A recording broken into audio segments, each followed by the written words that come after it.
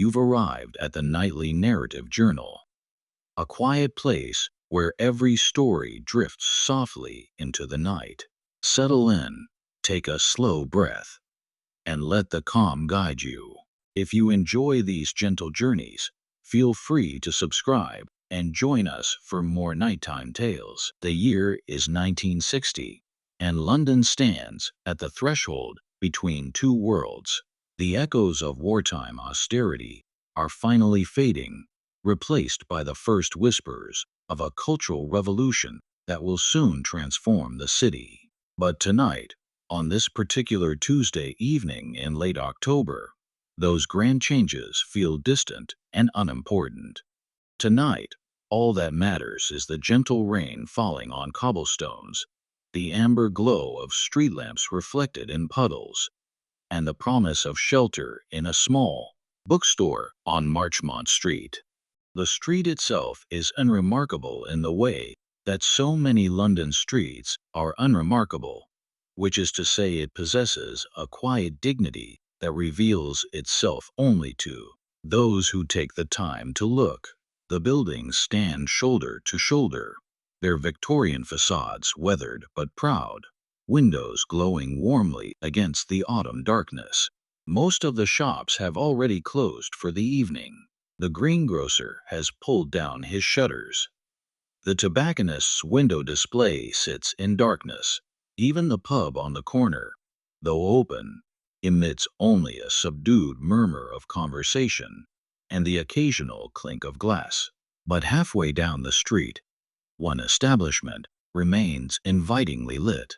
The sign above the door reads, Pemberton's Books, in elegant gold lettering that has faded somewhat over the decades, but remains perfectly legible. The letters are painted in a flowing script that speaks of a more graceful era, when shop signs were crafted by hand rather than mass-produced. Below the main sign, a smaller placard announces, established 1892, with evident pride. The bookstore occupies the ground floor and first floor of a narrow building that leans slightly to the left, as if seeking support from its neighbor. The exterior is painted a deep forest green, though the paint has begun to peel in places, revealing layers of previous colors underneath like archaeological strata.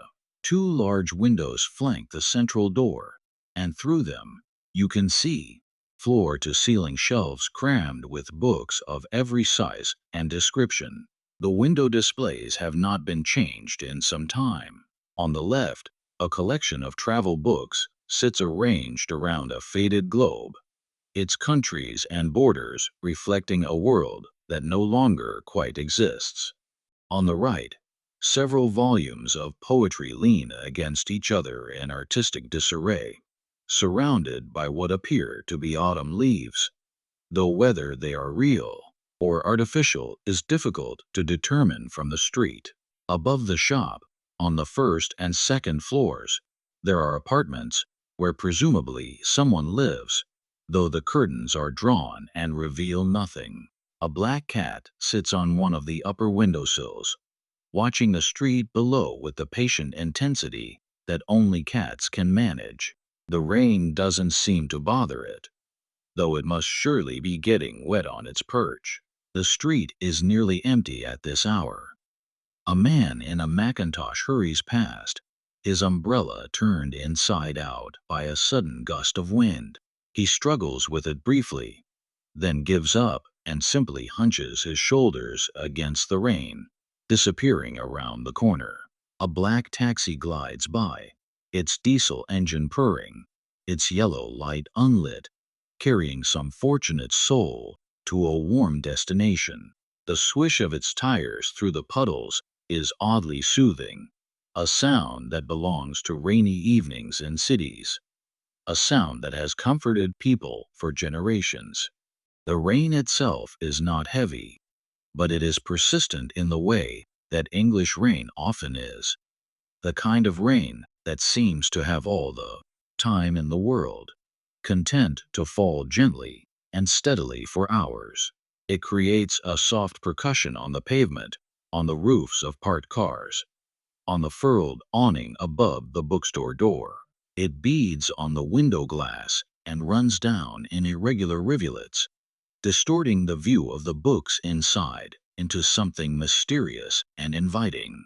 The air smells of wet stone and coal smoke, a distinctly London smell that decades from now will be mostly gone, replaced by diesel and concrete.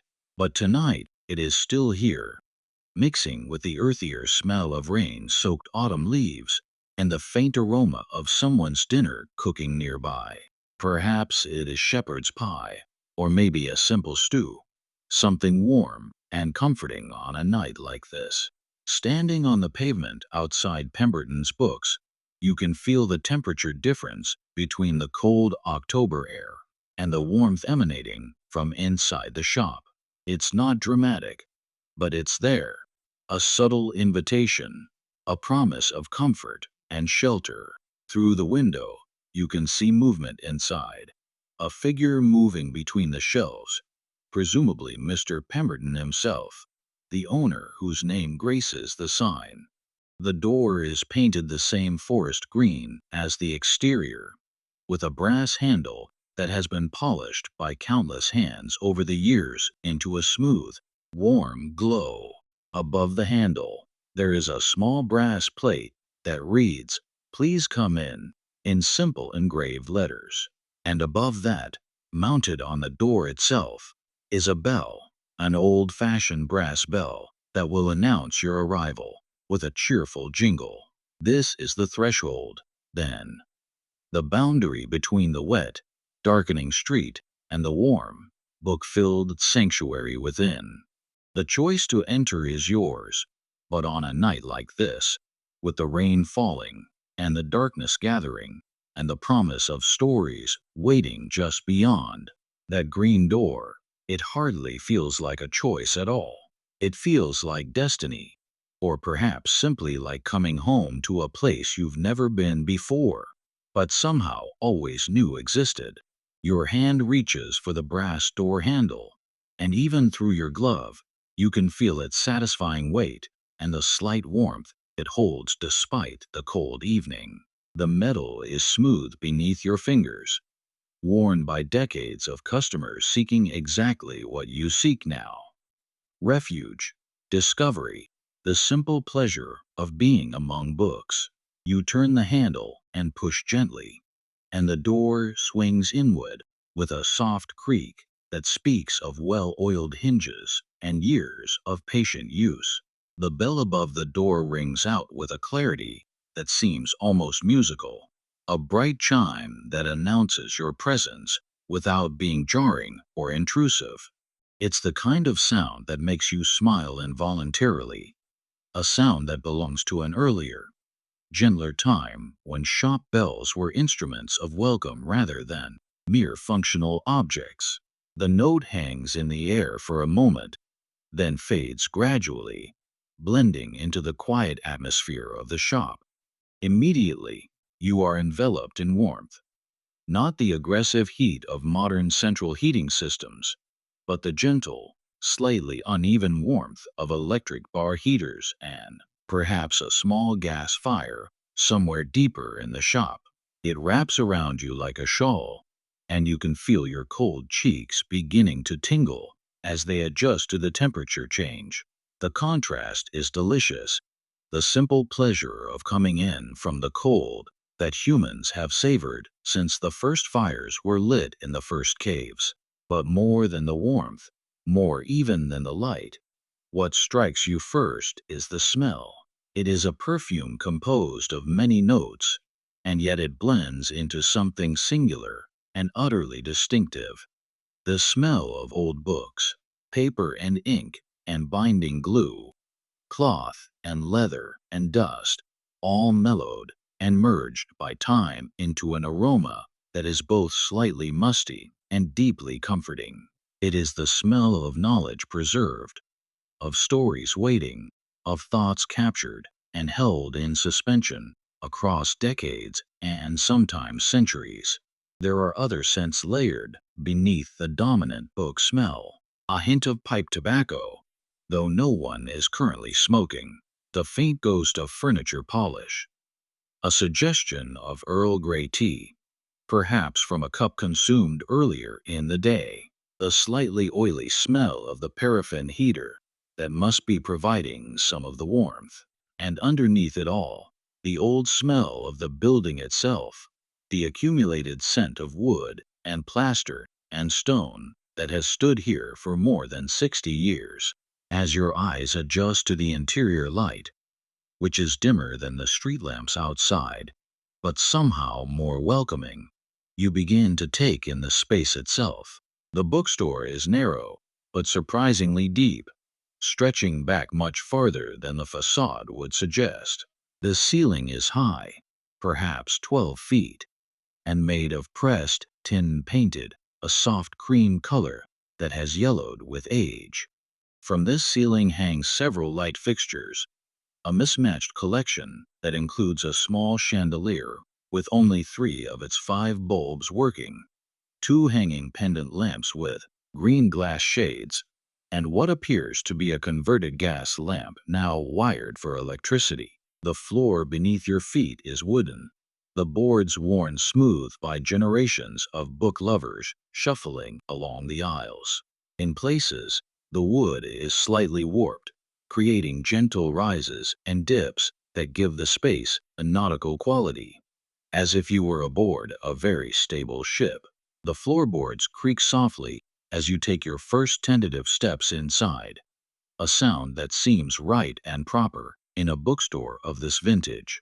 Several worn carpets are scattered about, their patterns faded to soft suggestions of their former glory, placed seemingly at random, but probably positioned to cover the most worn areas of flooring.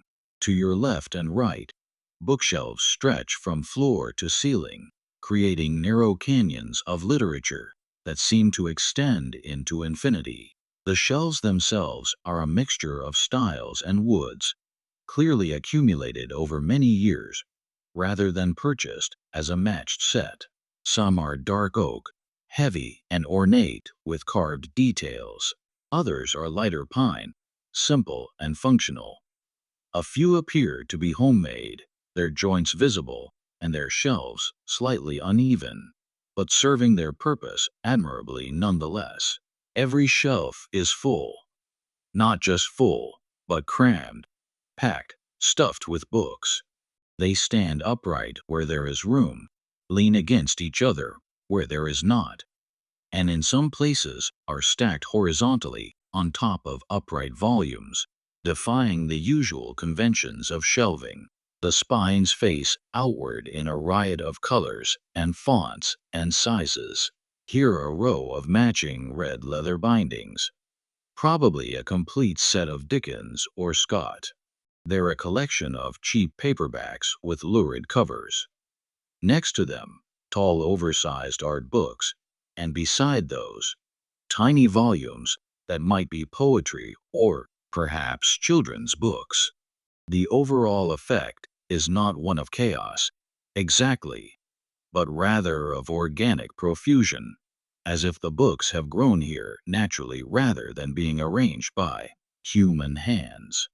And yet, there must be some system, some underlying order, because this is clearly a functioning shop where customers can find what they seek, even if that system is known only to Mr. Pemberton himself. Directly ahead, perhaps 30 feet distant, you can see a counter, behind which stands a figure. This would be Mr. Pemberton, though you haven't yet formally met. Even from here, you can see that he is elderly, with white hair and a stooped posture, wearing what appears to be a cardigan over a shirt and tie. He is occupied with something on the counter, perhaps making notes in a ledger, and has not yet looked up, though he must surely have heard the bell.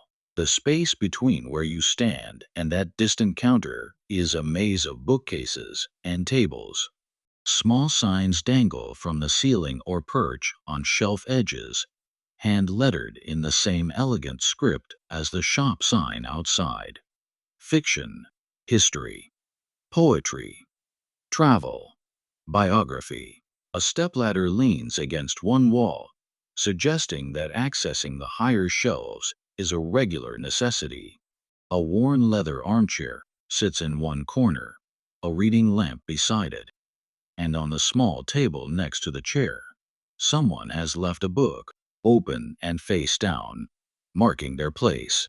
You take another step forward, and the floor creaks again, a friendly sound that announces your progress into this temple of literature. You are inside now, truly inside, and the door swings shut behind you with a soft click. The sound of the rain, which had been a constant presence, becomes suddenly muted, reduced to a gentle pattering that only emphasizes the silence and shelter of the interior. You begin to move deeper into the shop, drawn as if by magnetism toward the shelves on your right, where a sign declares simply fiction. Your steps are slow, almost hesitant, not from uncertainty, but from the desire to take everything in, to miss nothing. Each footfall on the creaking floorboards is deliberate, quiet, respectful of the hushed atmosphere that pervades the space. The fiction section appears to occupy several connected bookcases that form a kind of horseshoe shape, creating a small alcove where one could easily spend hours browsing. The shelves here are particularly packed, which makes sense given that fiction is perhaps the most popular category in any bookstore. The volumes range from pristine to battered, from new releases to Victorian three-deckers that must be nearly a century old. You run your fingers along the spines as you walk slowly past, feeling the different textures. Smooth cloth bindings, some with raised lettering you can feel under your fingertips. Rough buckram, practical and unadorned. Leather, both supple and cracked. Dust jackets, both glossy and matte, some protected by clear plastic covers that crinkle softly at your touch. Each texture tells a story about the book's age, its popularity, the care with which it has been kept. The titles themselves form a kind of poetry when read in sequence, an accidental collection of words that nonetheless creates meaning through juxtaposition. Pride and Prejudice, next to The Spy Who Came In From the Cold. Wuthering Heights, beside Lucky Jim. Treasure Island, adjacent to Room at the top. The Great and the Good of English Literature, all rubbing shoulders democratically on these crowded shelves. You notice that Mr. Pemberton has arranged things primarily alphabetically by author within the fiction section, though there are occasional exceptions where a particularly tall or short book has been placed out of sequence to fit the available space. Here is an entire shelf devoted to the Bronte sisters, the three of them well represented in multiple editions. Charlotte, Emily, and Anne, their names repeated on spine after spine, their novels having achieved the immortality that eluded them in their brief lives. Below the Brontes, you find Joseph Conrad, his works mostly in Everyman's Library editions with their distinctive binding. Heart of Darkness, Lord Jim, Nostromo, The Secret Agent. You pull out Heart of Darkness almost without thinking, drawn by some impulse you don't fully understand. The book is small, fitting easily in one hand, bound in dark green cloth with gold lettering. You open it carefully, and the spine creaks slightly, suggesting it has not been opened often. The end papers are marbled, swirls of blue and cream that seem to shift as you tilt the book in the light. The title page is foxed with age, small brown spots scattered across the cream-colored paper like freckles. You fan the pages gently, and they release a little puff of that wonderful old book smell, more concentrated now, almost intoxicating. The text itself is printed in a clear, readable font, and you notice that someone long ago made a small pencil mark in the margin of page 17. Just a tiny tick, as if marking a passage that particularly resonated with them. You wonder who they were when they read this, whether they are still alive. You replace the Conrad carefully and continue your browsing. Here is Dickens. More Dickens than you've ever seen in one place, it seems. Bleak House, Great Expectations, David Copperfield, The Old Curiosity Shop, Oliver Twist, on and on. Many in multiple editions. Some are cheap paperbacks with bent corners and broken spines. Others are handsome hardcovers that might have been birthday or Christmas presents decades ago. A few are clearly quite valuable.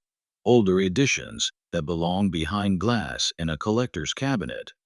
Yet here they sit on open shelves, available to anyone who might wish to purchase them.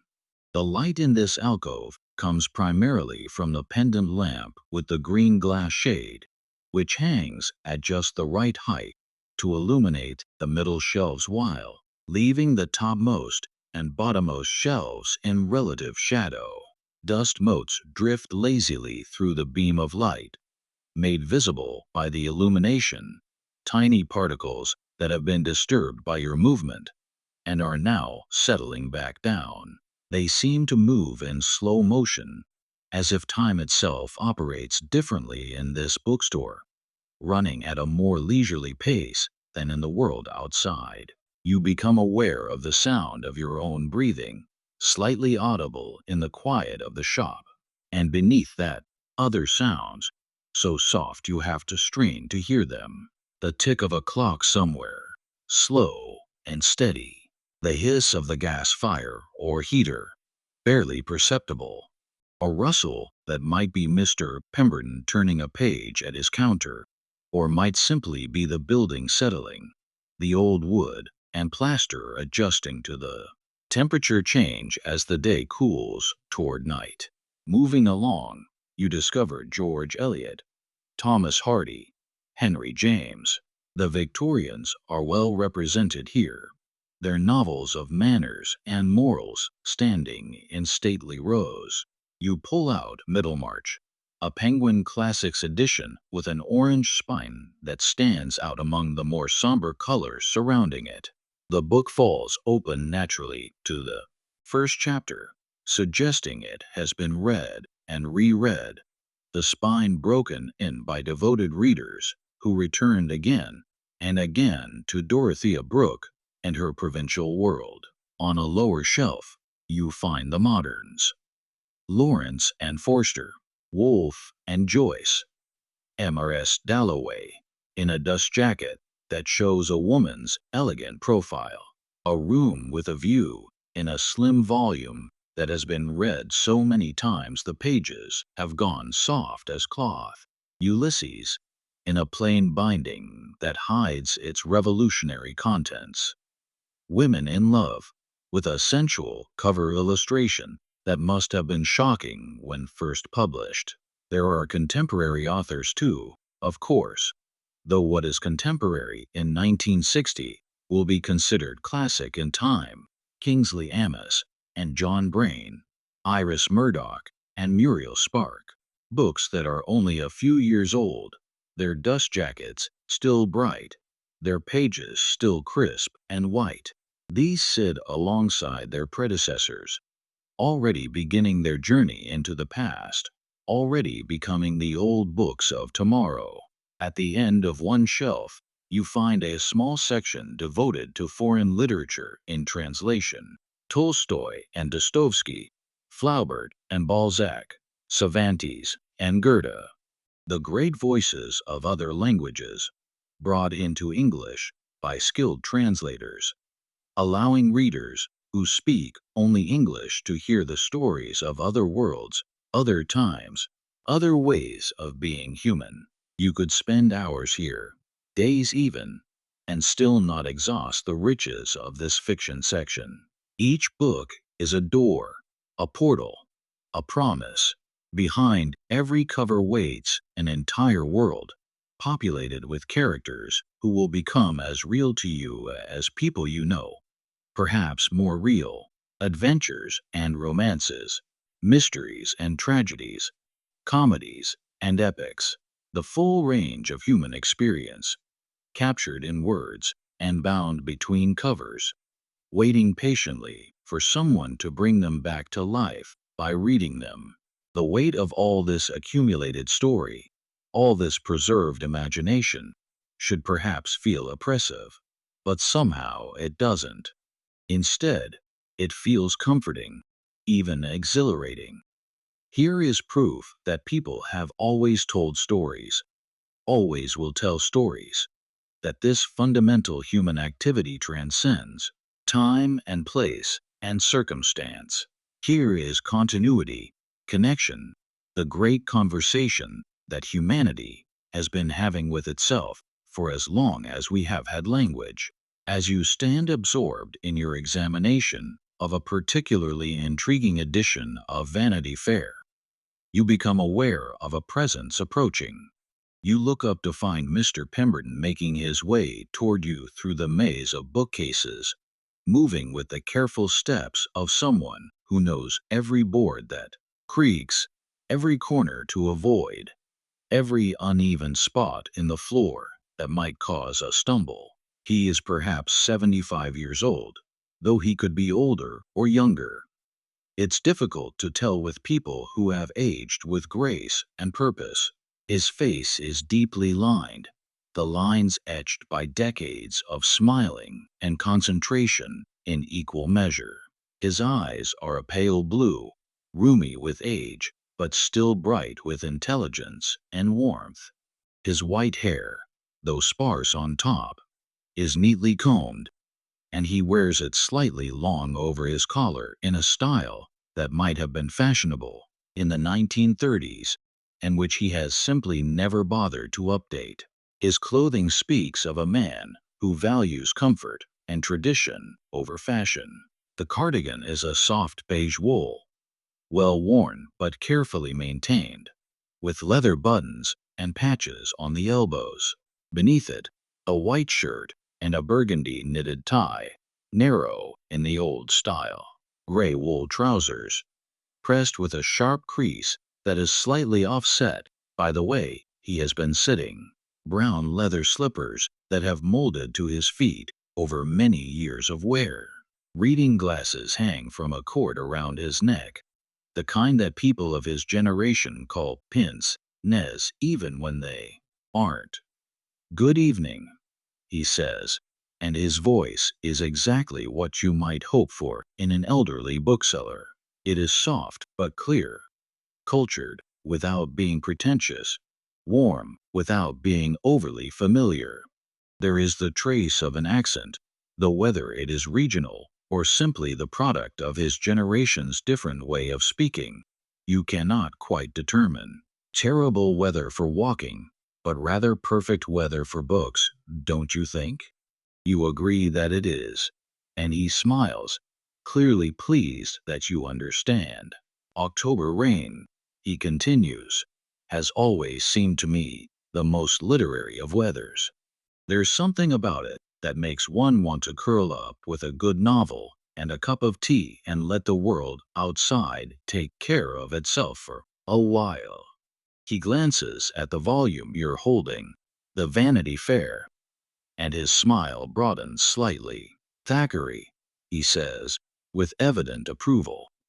Now there was a writer who understood human nature, not as popular as Dickens, perhaps, but in some ways more truthful. He never flinched from showing us what we really are, not what we like to think we are.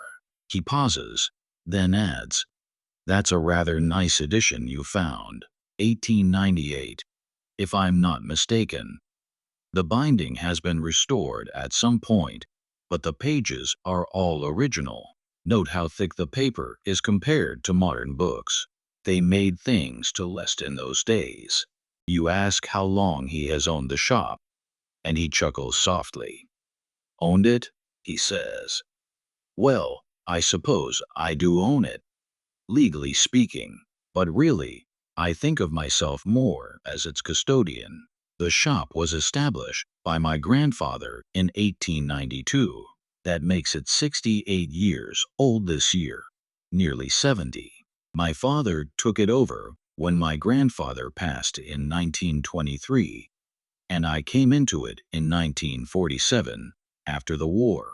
There is a brief pause, and in it you can sense the weight of history, personal and collective. The war, though 15 years past, is still present in small ways, still shapes the lives of everyone who lived through it. But Mr. Pemberton does not dwell on it. He continues, I grew up in this shop, you see. Literally grew up here. My parents lived in the flat upstairs, where I live now. I took my first steps among these shelves. Learned to read sitting in that very chair there. He gestures toward the leather armchair you noticed earlier. So you see, the shop and I are quite inseparable. I'm not sure I could exist without it, or it without me. He moves to one of the shelves and straightens a few books that have slipped out of alignment. His movements automatic, practiced. People sometimes ask me why I don't modernize, he says. Get better lighting, newer shelving, perhaps organize things more systematically. But I think that would be rather like asking a tree to become a lamp post. Technically more efficient, perhaps, but at the cost of everything that makes it what it is. You ask if he lives alone, and he nods. I do now. My wife passed 7 years ago. We had no children, which is perhaps a sorrow.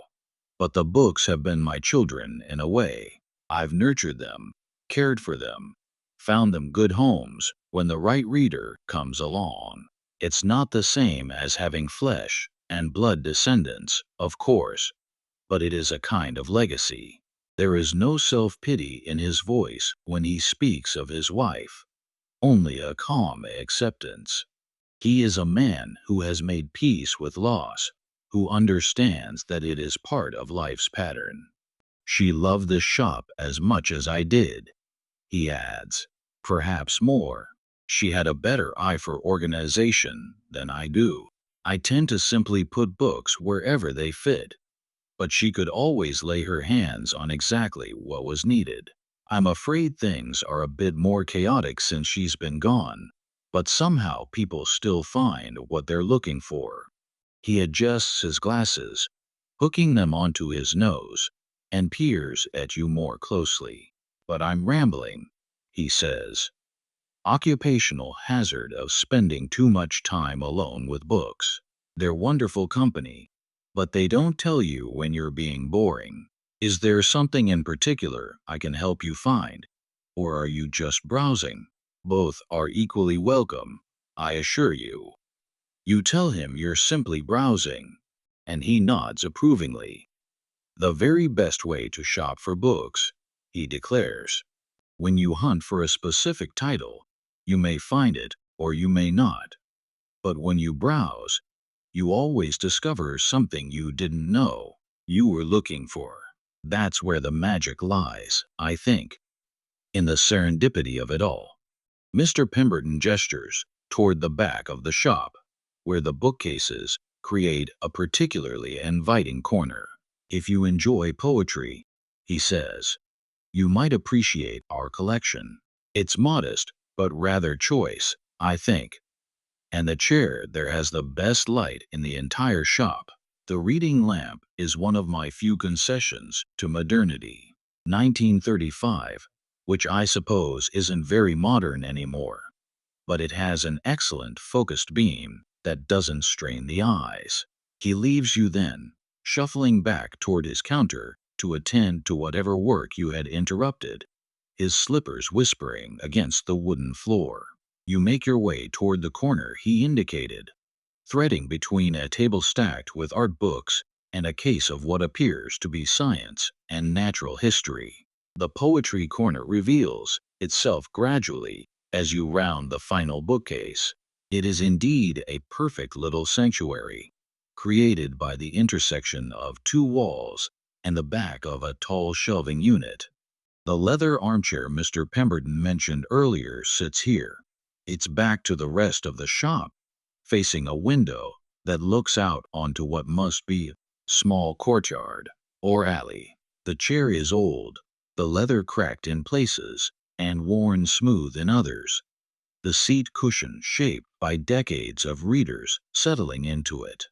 A small footstool sits before it, equally worn, and beside it, the lamp Mr. Pemberton mentioned, a brass reading lamp with a green glass shade and a long articulated arm that can be positioned exactly where one needs it. The window itself is partially covered by a thin curtain, yellowed with age, that softens but does not block the view outside. Through it, you can see the rain still falling, visible in the light that spills from the shop window. Water runs down a drain pipe, gurgles in a gutter somewhere out of sight. The glass is old, slightly wavy, distorting the view in subtle ways that make the world outside seem even more distant, more dreamlike. But it is the books themselves that truly define this space. The poetry section is smaller than fiction, occupying perhaps 5 shelves, but those shelves are a treasure trove.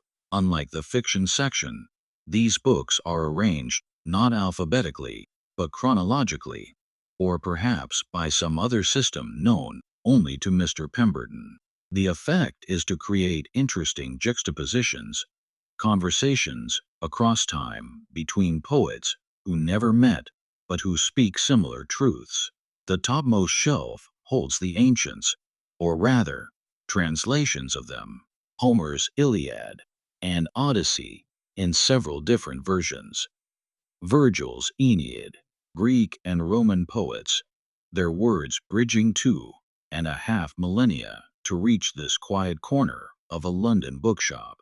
Next to them, medieval poetry, Dante and Chaucer, the former in Italian with English on facing pages, the latter in Middle English that requires concentration to parse, but rewards the effort.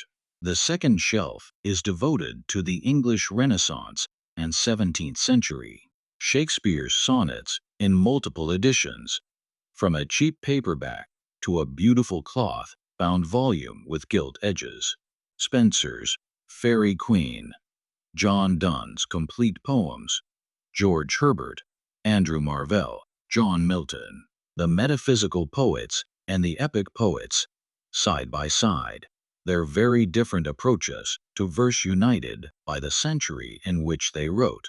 On the third shelf, you find the Romantics, and here the collection is particularly strong.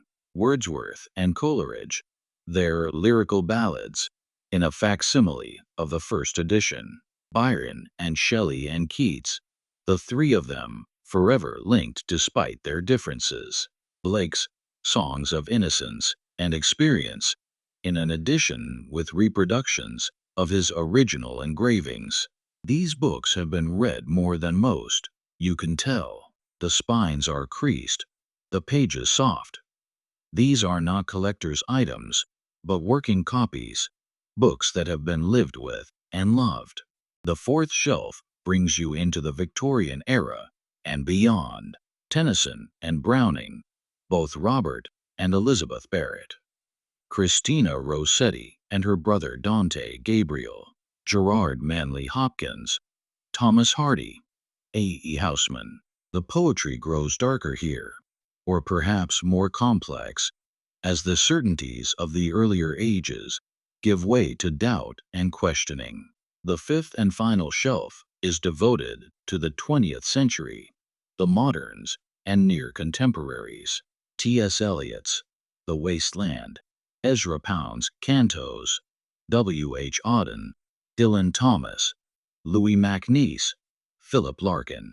Here also are some poets you don't recognize, smaller names, perhaps local writers who published a slim volume or two before sinking back into obscurity. Mr. Pemberton has given them shelf space alongside the giants, a democracy of verse that seems fitting somehow.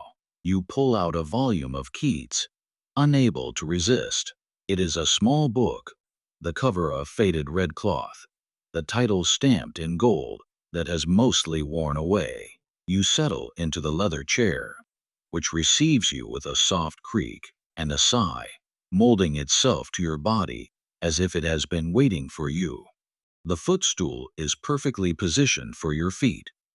The lamp, with minimal adjustment, provides exactly the right amount of light, focused on the book in your lap, while leaving the rest of the corner in comfortable shadow. You open the book at random and find yourself reading Ode to a Nightingale. The familiar words wash over you. Keats's aching beauty, undimmed by the century and a half since he wrote them. My heart aches, and a drowsy numbness pains my sense. How many people have read these exact words, you wonder? In how many rooms and cities and countries? How many have felt what Keats felt, that mixture of ecstasy and melancholy that great poetry evokes? Outside, the rain continues its gentle percussion.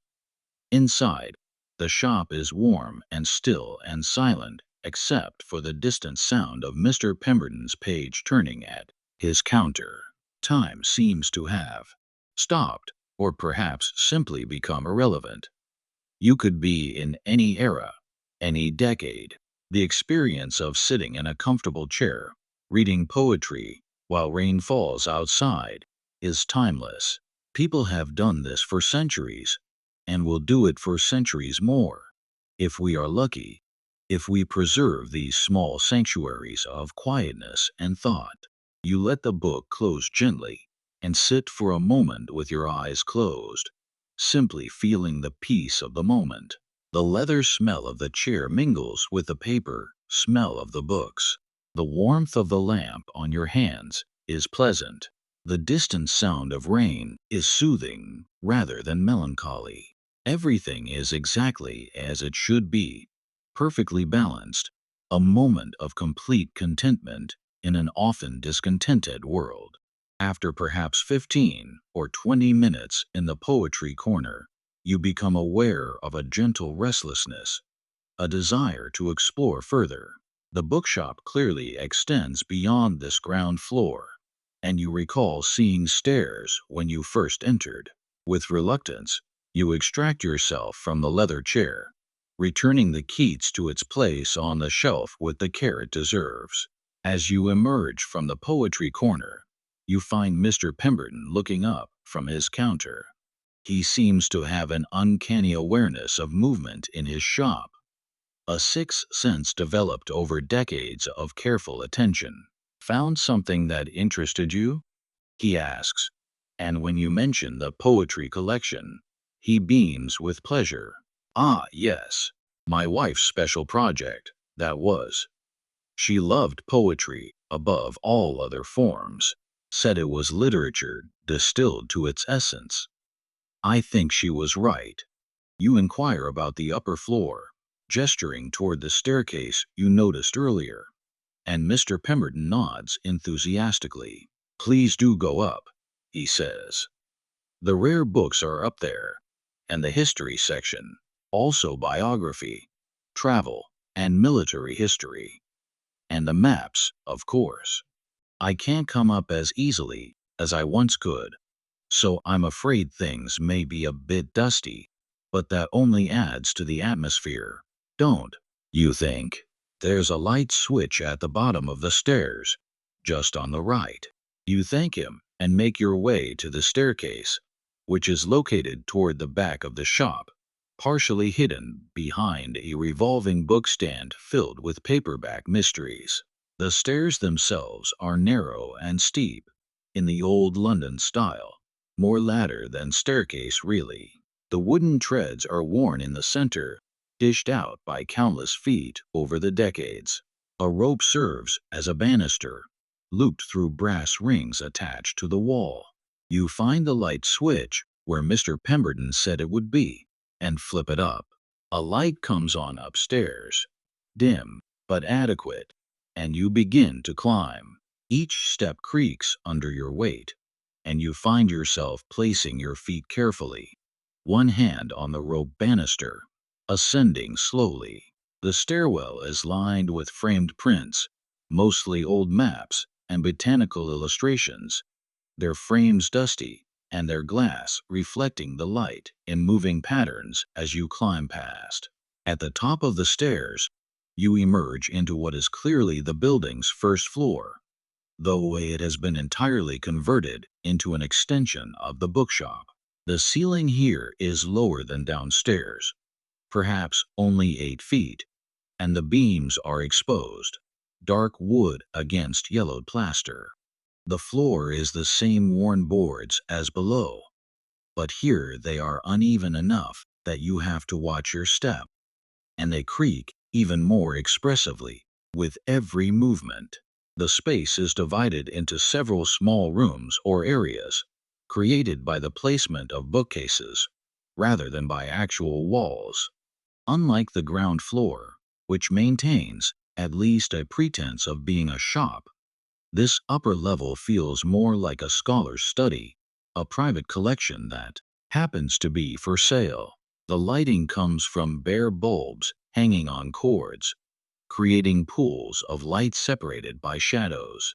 The single window at the far end is small and grimy, contributing little illumination.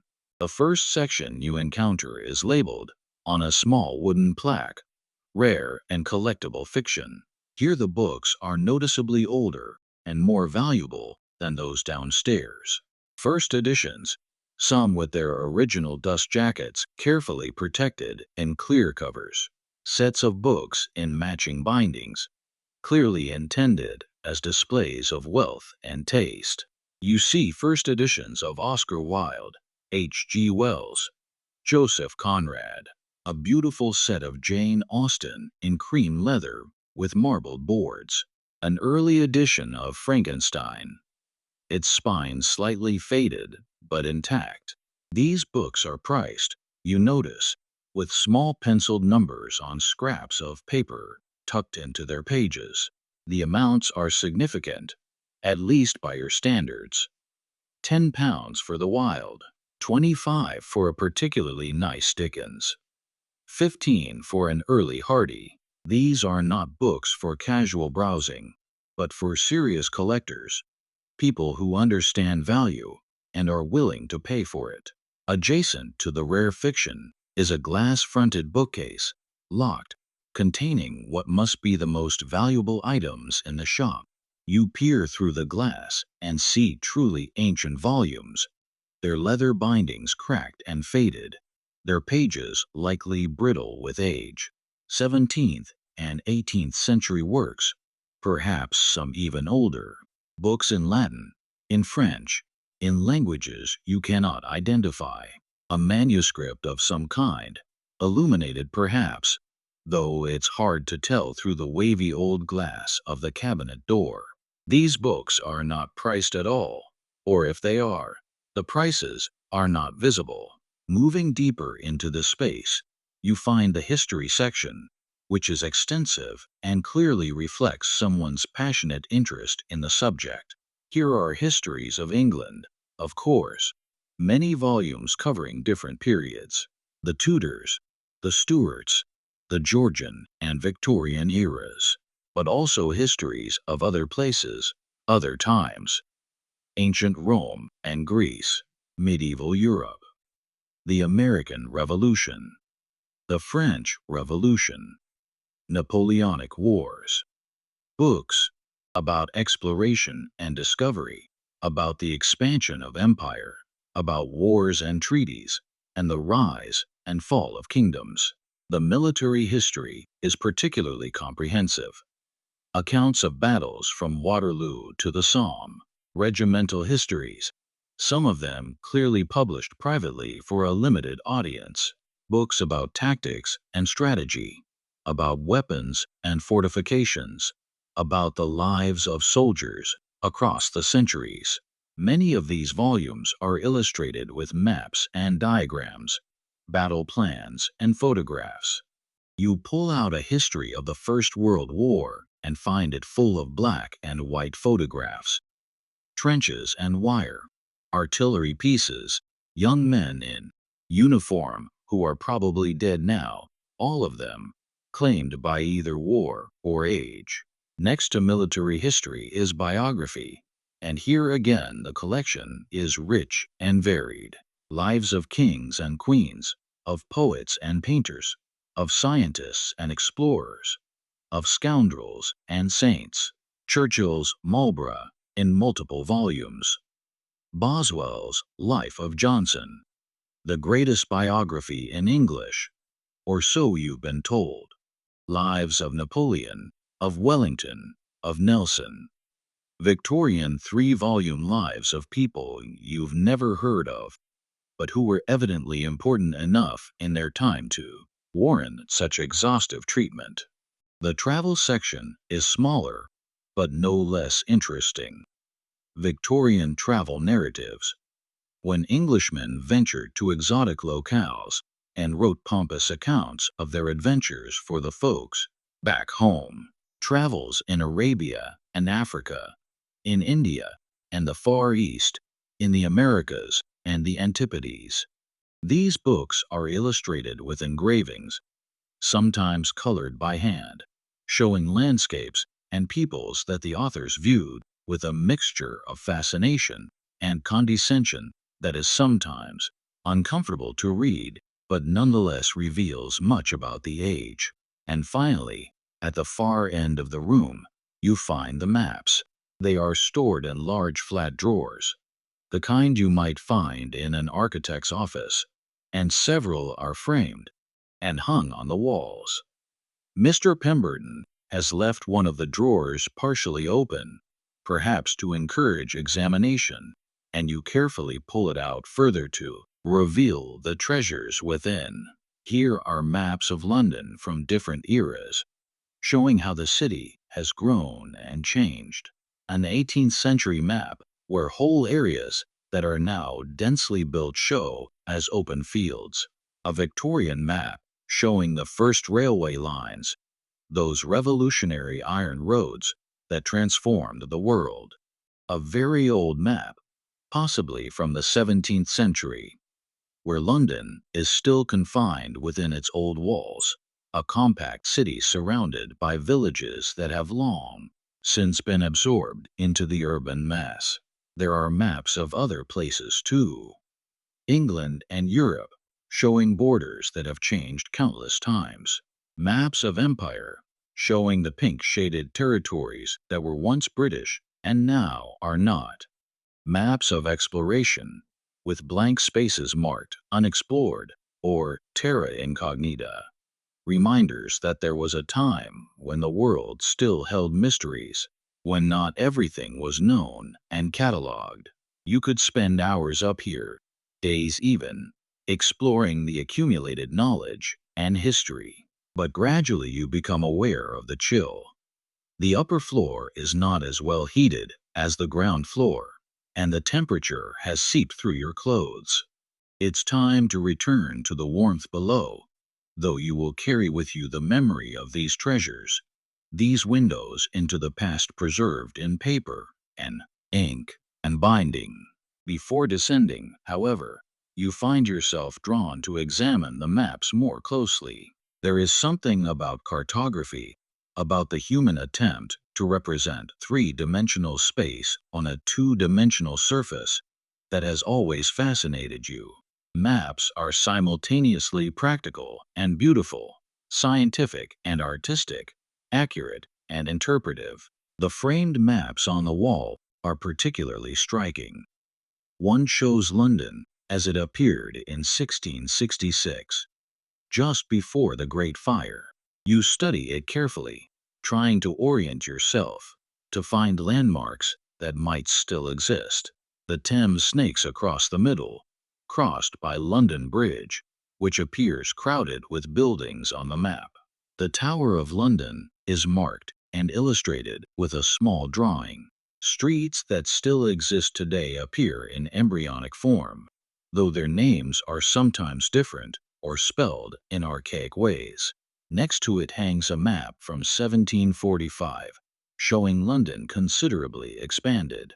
New squares and crescents appear, the orderly Georgian development that gave London much of its current character.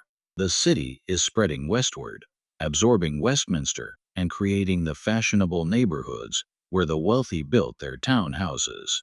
The docks are expanding eastward, accommodating the trade that made Britain wealthy and powerful. A third map, from 1881, shows Victorian London in its imperial glory. The city has exploded in size, spreading in all directions, consuming village after village. Railway lines now crisscross the map, the Metropolitan Railway creating the world's first underground train system. The map is incredibly detailed, showing not just streets, but individual buildings of importance, parks, cemeteries, hospitals, schools. This is London at the height of its power, the capital of an empire on which the sun never set. You turn back to the drawer and carefully examine the loose maps stored within. Some are reproductions, clearly printed recently for sale to tourists or scholars, but others are originals, or at least very old copies, their paper browned with age, their colors faded, their edges sometimes torn or worn. These are not just representations of places, but artifacts in themselves, objects that have survived decades or centuries, passing from hand to hand, accumulating their own history, along with the history they depict. One map in particular catches your attention. It appears to be a large-scale map of central London from around 1900. Judging by the style and the visible dates, the level of detail is extraordinary. Every street is named, every significant building noted. Churches are marked with crosses, public houses with tankards, post offices with the letters GPO. You can trace routes through the city, imagine journeys taken by people long dead, see the layout of neighborhoods that have since been bombed in the Blitz or demolished for redevelopment. You notice small annotations in pencil on some of the maps, notes made by previous owners. Here, with an arrow pointing to a particular street. Our house, 1893 to 1901. Father's shop. These personal touches transform the maps from mere documents into something more intimate, more human. They were not just sold and filed away, but used, lived with, marked with the traces of actual lives. The history section, which you now examine more carefully, contains volumes that complement the maps perfectly. Here is the Survey of London, multiple volumes published over decades, documenting every parish, every notable building, every hidden corner of the city. Next to it, books about specific neighborhoods: Bloomsbury, Clerkenwell, Southwark, Whitechapel. Books about London's rivers and streams, most now buried beneath streets and buildings, but once flowing openly. Books about London in different eras: Roman Londinium, Saxon Londonwick, medieval London with its guilds and walls, Georgian London with its coffee houses and clubs, Victorian London with its fog and poverty and progress. There are also broader histories here. Accounts of English kings and queens, of parliaments and revolutions, of social change and economic development. Gibbon's Decline and Fall of the Roman Empire, in 6 volumes, their leather bindings scuffed but sound. Macaulay's History of England, equally lengthy, equally confident in its Victorian certainty. More modern works too, histories written with the benefit of hindsight, with access to archives and documents not available to earlier scholars. One book draws your attention: A History of the Second World War, published in 1953, less than a decade after the conflict ended. You pull it out and flip through the pages, finding photographs of London during the Blitz. Buildings you know, buildings you have walked past perhaps, shown as smoking ruins. St. Paul's Cathedral standing miraculously intact amid devastation. That famous image. East End streets reduced to rubble. People sheltering in tube stations, making the best of terrible circumstances with the resilience that Londoners displayed throughout those dark years. Mr. Pemberton lived through this. You realize this shop survived the war. The neighborhood around it clearly did not entirely escape, judging by the number of newer buildings you noticed when walking here. How many nights did he spend wondering if this would be the night a bomb fell on Marchmont Street? How many books were lost? How many irreplaceable volumes destroyed? And yet here the shop stands. And here are books about what happened. Already history, though the events are still vivid in living memory. You replace the book carefully, suddenly very conscious of the weight of time, of the layers of history that exist in a place like London. Every street corner has witnessed countless dramas, small and large. Every building, if it could speak, would tell stories spanning decades or centuries. And here in this bookshop, some of those stories are preserved, available to anyone willing to take the time to read them. The biographies in this section are equally rich in their potential for connection with the past. Here are lives of everyone from Alfred the Great to Winston Churchill, from Elizabeth I to Queen Victoria, from Shakespeare to Dickens, from Newton to Darwin. Some are single volumes, concise and focused. Others are multi-volume works, exhaustive treatments that record every available detail of their subject's existence. You pull out a biography of Samuel Johnson and read the opening pages, finding yourself immediately transported to 18th century London, to a world of coffee houses, and the writing is elegant, careful, affectionate, without being uncritical. You feel you could know Johnson through this book, understand something of what made him who he was.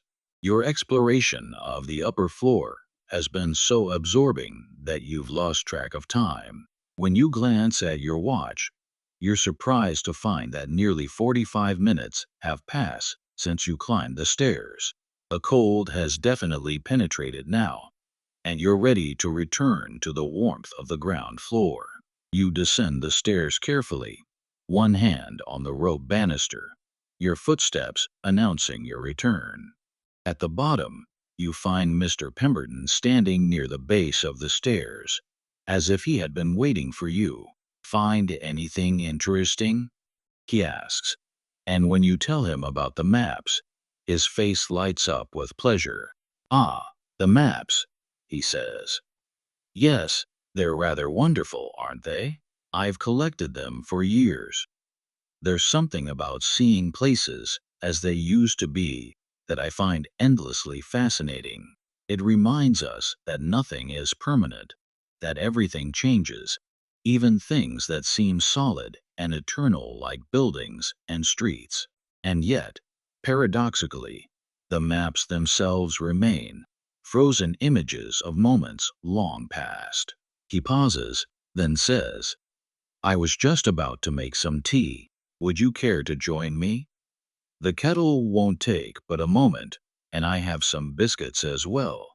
It's a cold evening, and tea seems the appropriate response to cold evenings, don't you think? You accept gratefully, and he gestures for you to follow him. He leads you past the counter, through a narrow gap between bookcases, to a door at the very back of the shop that you hadn't previously noticed. He opens it to reveal a small back room, hardly bigger than a cupboard really, but fitted out as a minimal kitchen.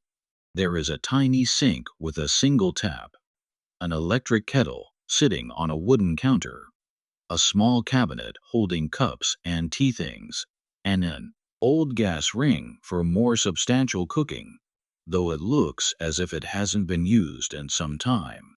A single bulb hangs from the ceiling, providing harsh but adequate light. The walls are lined with shelves, But here they hold not books, but everyday items: tins of tea and coffee, jars of sugar and biscuits, few pieces of crockery, some cleaning supplies. Mr. Pemberton fills the kettle at the sink and plugs it in.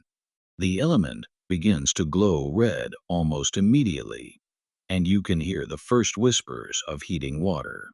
This used to be more of a proper kitchen, he explains, taking 2 cups from the cabinet and placing them on the counter. When my father ran the shop, he would cook proper meals here. But I've never been much of a cook, and after my wife passed, I simplified things considerably. Now I mostly just make tea and the occasional sandwich. He opens a tin and reveals a selection of biscuits, digestives, rich tea, custard creams, bourbon creams. Please, help yourself, he says, and takes a digestive for himself, nibbling it with evident pleasure while waiting for the kettle to boil. The back room is warmer than the upper floor, but cooler than the main shop, a kind of intermediate zone. Through a small window above the sink, you can see into a tiny courtyard, no more than 6 feet square, unclosed by the backs of buildings. A single anemic plant in a pot sits on the windowsill, its leaves dusty, but alive. The rain has stopped, you notice, or at least paused, though the pavement outside is still wet and glistening. I live simply these days, Mr. Pemberton says, following your gaze around the small room. At my age, one doesn't need much. I have my books, my flat upstairs, enough income to keep the shop running and myself fed. What more does a man require, really? He says this not with sadness, but with a kind of contentment, as if he has arrived at a place of peace with his circumstances. The kettle reaches a boil with a sudden fierce bubbling, and he unplugs it and lets it settle for a moment before pouring the water into a brown earthenware teapot that has clearly seen decades of use. The spout is slightly chipped, the lid sits a bit askew, but it does its job perfectly well. I let it steep for 3 minutes, he says. Longer if I want it very strong, but 3 minutes usually hits the spot. While the tea steeps, he tells you a bit more about the shop's history. My grandfather started it with money he'd saved from working as a clerk in the city. He loved books, you see, but he never had much formal education, so he educated himself through reading, and then decided to share that opportunity with others. This neighborhood was quite different then. More working class, more industrial. The shop was meant to serve people who couldn't afford new books, but wanted to improve themselves through reading. He pours the tea, the dark liquid streaming into the cups. Milk? Sugar? You indicate your preferences, and he adds them accordingly. The tea is strong and hot, perfect for the cold evening. He hands you your cup, takes his own, and gestures back toward the main shop. Shall we sit for a moment? There are chairs by the counter. You follow him back out into the shop, and he indicates 2 old wooden chairs that sit behind the counter. They're simple chairs, likely as old as the shop itself, but comfortable enough. You sit, cradling your tea, feeling the warmth seep into your hands through the cup. Mr. Pemberton settles into his chair with a small sigh of contentment and takes a careful sip of his tea. The thing about books, he says after a moment, as if continuing a conversation you'd been having, though you hadn't been, is that they're remarkably democratic. A poor man can read the same book as a rich man and get exactly the same thing from it. Perhaps more, actually, if the poor man brings more hunger to his reading. Books don't care about your background or your circumstances. They offer themselves equally to anyone willing to engage with them. He takes another sip of tea. That's why I've kept the shop going, really, even though it's not terribly profitable. Even though I could probably sell this building for a considerable sum and retire to some seaside town. Because books matter. Because places like this matter. Because in an increasingly rushed and commercialized world, we need sanctuaries where people can slow down, browse, think, discover. You mentioned that the shop must have seen many changes over the years, and he nods vigorously. Oh yes, enormous changes. When I was a boy, there were dozens of shops like this in London. Now there are far fewer. The big stores can sell books cheaper because they buy in bulk, and I understand that. Economically, it makes sense. But something is lost when every book is the same price and arranged according to some centralized system. The serendipity disappears. The personal relationship between bookseller and customer vanishes. He finishes his tea and sets the cup down on the counter with a gentle clink. But I mustn't complain. I've had a good life. A fortunate life, really. I've spent my days surrounded by the greatest minds humanity has produced, all distilled into these pages. I've helped people find the books they needed, sometimes before they even knew they needed them. I've preserved things that might otherwise have been lost. That's enough for any man, I think. After finishing your tea and returning the cups to the back room for washing later, Mr. Pemberton walks you toward an area of the shop you haven't yet explored. There's one more section you might enjoy, he says, leading you toward a corner near the shop's front window. The children's books. I keep them here where they can be seen from the street. Attracts families, you know. Children peering in the window, dragging their parents inside to investigate. The children's book section is housed in lower shelves, appropriately sized for young browsers, and extends into a small alcove created by the shop's front bay window. Here, more than anywhere else in the shop, there are signs of attention to display and arrangement. The books are faced outward more often than shelved by spine, showing their colorful illustrated covers. Small toys and figures are scattered about, creating appealing vignettes.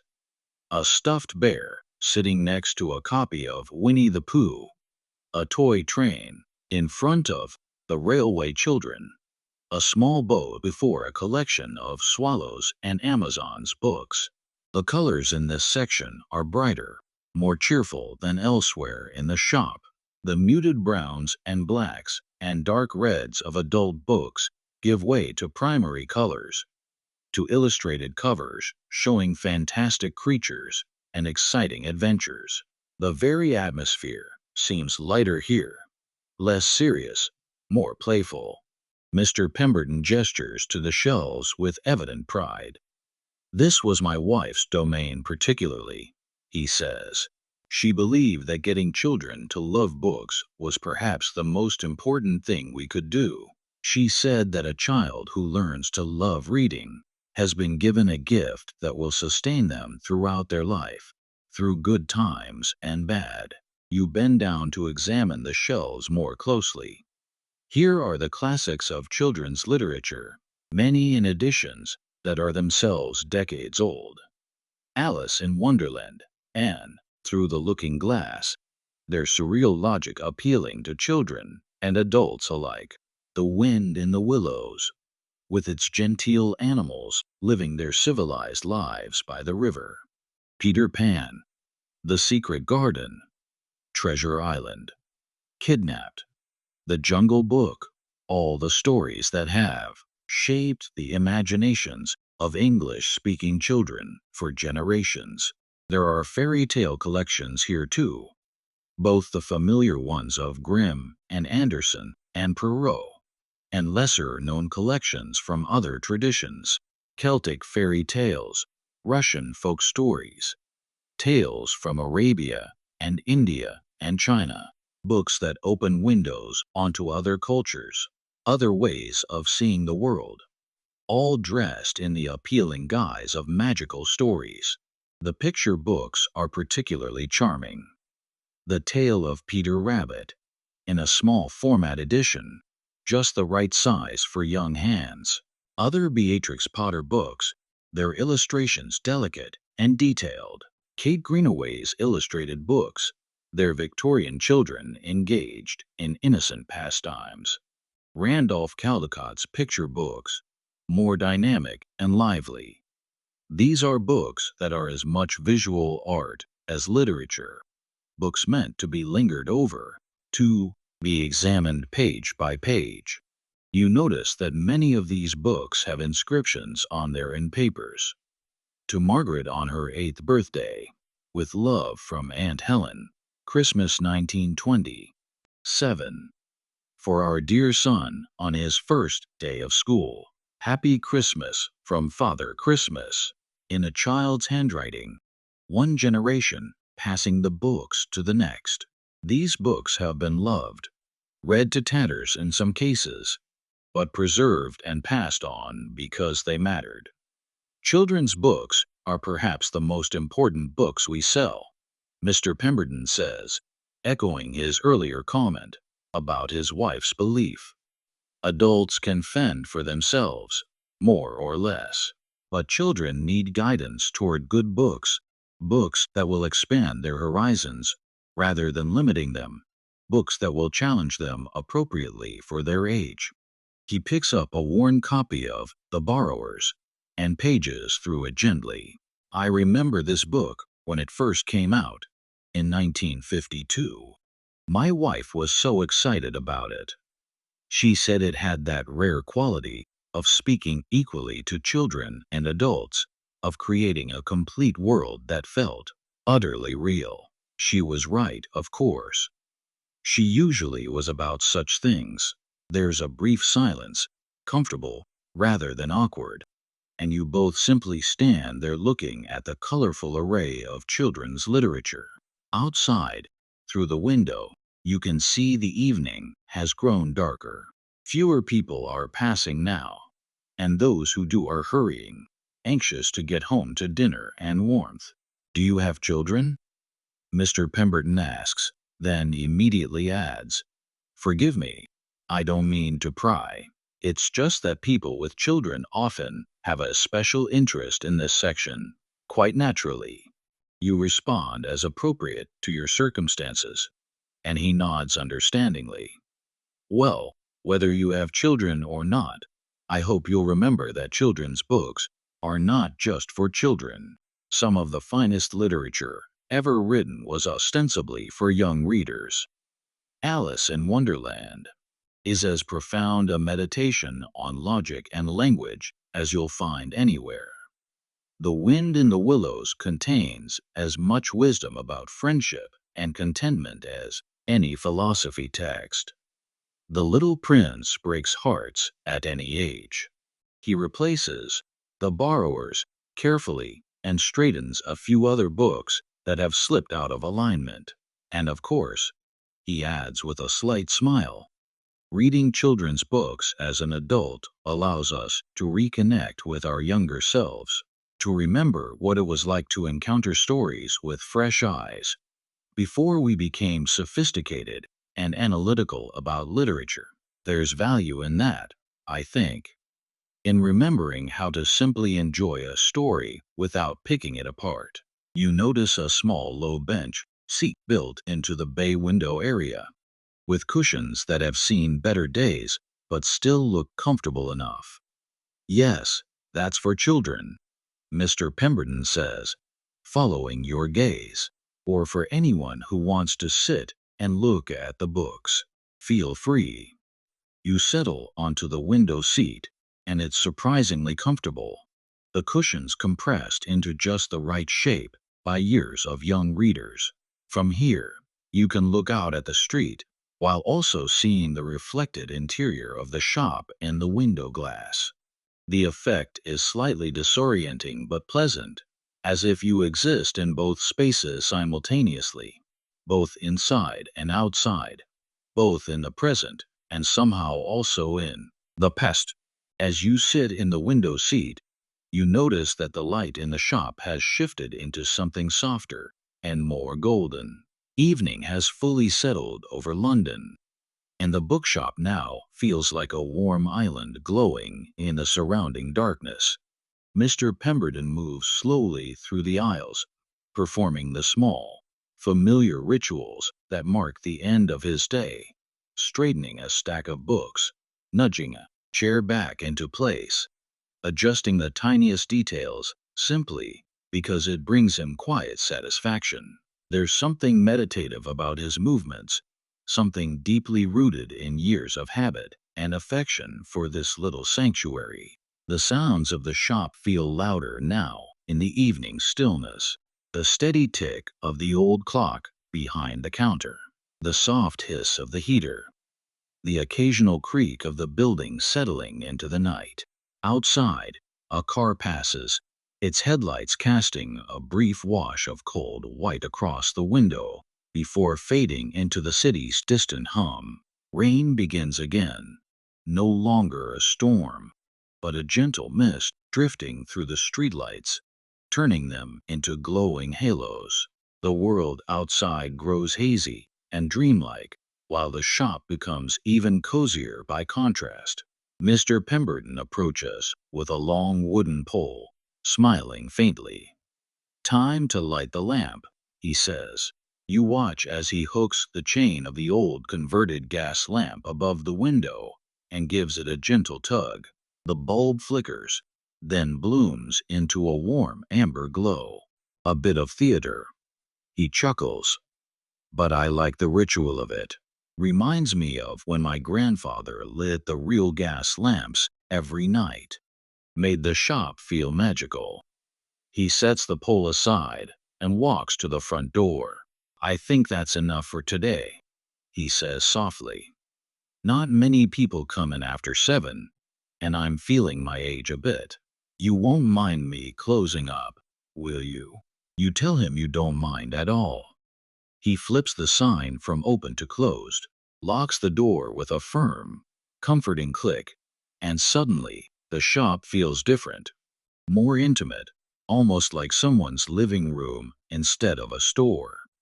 "The evenings are my favorite," he admits, settling behind the counter. "When everything quiets down and I can simply sit with my books. No interruptions, no rush, just stories." He lifts the book he had been reading, Bleak House, and slips back into it effortlessly. Lamplight illuminating the pages while leaving the rest of the shop in a warm twilight. He reads silently, completely absorbed, as if the shop itself has paused to breathe with him. You sit by the window, watching the rain, listening to the comforting symphony of the shop, the clock, the heater, the faint patter outside. Surrounded by the weight of countless stories, you feel both peaceful and connected to something timeless. Inside this place, you are sheltered, warm, gently held by the quiet magic of books. Outside, people hurry through the cold. Inside, you are exactly where you need to be. And as the night deepens, you realize that this moment, this warmth, this stillness, this sense of belonging, is the perfect ending to your quiet journey through the shop. Thank you for listening. If you enjoyed this story, don't forget to like, subscribe, and join us again for more nighttime tales.